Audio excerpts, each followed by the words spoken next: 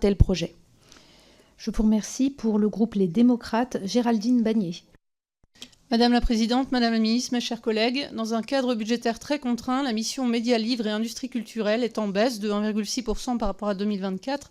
La mission Audiovisuel public se maintient, elle, à plus 0,1%, les portant respectivement à 723 millions et 4,0929 milliards d'euros. Les aides à la presse sont stabilisées par rapport à 2024. L'aide à l'exemplaire de presse posté diminue, justifiée par la baisse des volumes d'exemplaires livrés aux abonnés, tandis que l'aide à l'exemplaire porté est augmentée dans les mêmes proportions. Toutefois, nous souhaitons insister sur la nécessité du soutien apporté à la presse au lendemain des EGI. Des dispositifs d'encouragement à la lecture de la presse doivent être trouvés. Le postage reste un accès important à la presse en ruralité dès qu'on quitte les bourgs. La mutation qu'opère l'intelligence artificielle nécessite un accompagnement. Nous resterons donc vigilants. Le groupe démocrate se félicite que les budgets alloués aux livres et aux industries culturelles soient globalement préservés. Faire lire les jeunes, le plus grand nombre, les aider à cultiver leur imaginaire, développer leur esprit critique est fondamental.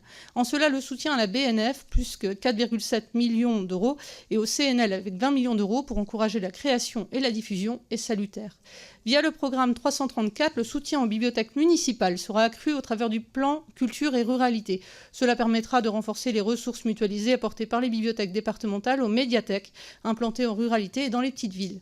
En ce qui concerne la mission audiovisuelle publique, là aussi les crédits sont stabilisés à 4,03 milliards d'euros. Cette stabilité est une bonne nouvelle dans un environnement en plein bouleversement qui demande visibilité et prévoyance.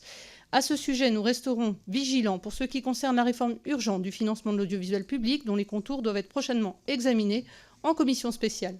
S'il faut éviter la budgétisation du financement, cela la fraction de TVA permettrait d'aboutir à une solution pérenne, nous serons évidemment particulièrement attentifs tant au périmètre qu'au financement finalement retenu. Le temps contraint de cette discussion générale m'oblige à faire court et rapide, mais nous saluons l'esprit de responsabilité de ce texte, ainsi que les efforts qui ont été réalisés pour préserver ces budgets, si important pour garder toujours l'objectif d'édification d'une société civique et instruite. Le groupe démocrate votera en faveur.